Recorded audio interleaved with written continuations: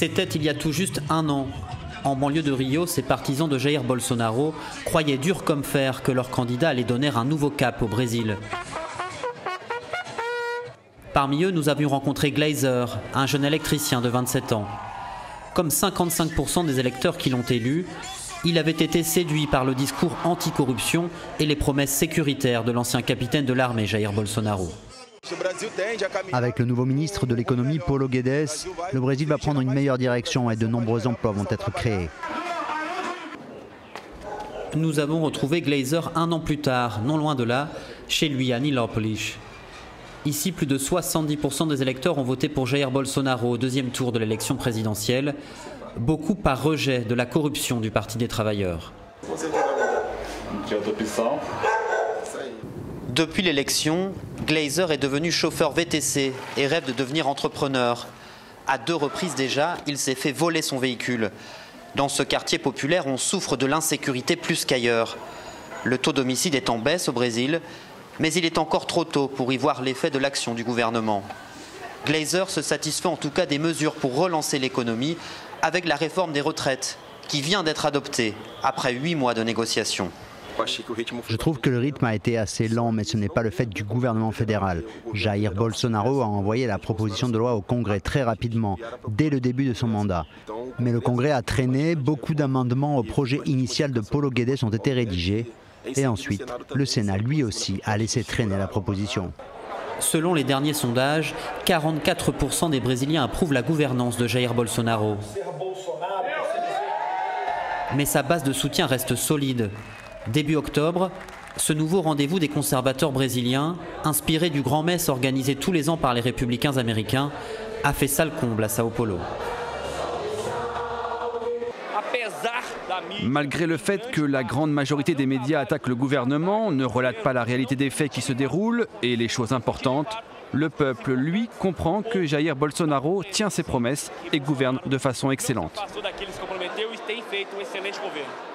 Et ce n'est pas Eduardo Bolsonaro, l'un des 3 fils du président engagé en politique, qui dira le contraire. Son père a finalement renoncé à le propulser au poste d'ambassadeur aux États-Unis pour prendre les rênes du Parti social-libéral à la Chambre des députés. La réforme des retraites, la réforme fiscale, des privatisations, des écoles co-gérées par des militaires, c'est ça le nouveau Brésil. Nous allons restaurer la confiance des investisseurs étrangers pour améliorer la vie des 13 millions de chômeurs. Et peu importe l'image internationale plutôt négative du président, l'objectif de ces ultra-conservateurs influents sur la politique du gouvernement est de mener une guerre culturelle. Leur cible, la théorie du genre et l'idéologie marxiste dont l'éducation nationale serait imprégnée.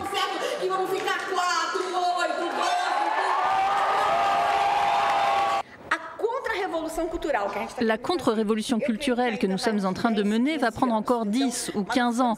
Mais nous avançons et le peuple brésilien en est très heureux.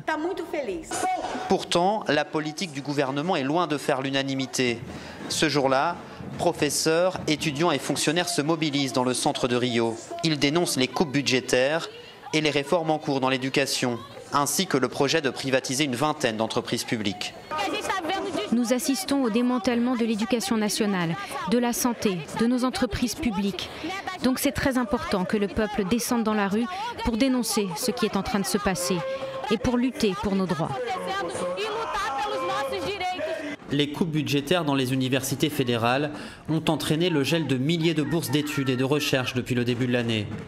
Ici à Rio, berceau des politiques de discrimination positive ayant démocratisé l'accès aux universités, des élus locaux du parti présidentiel voudraient aujourd'hui les supprimer.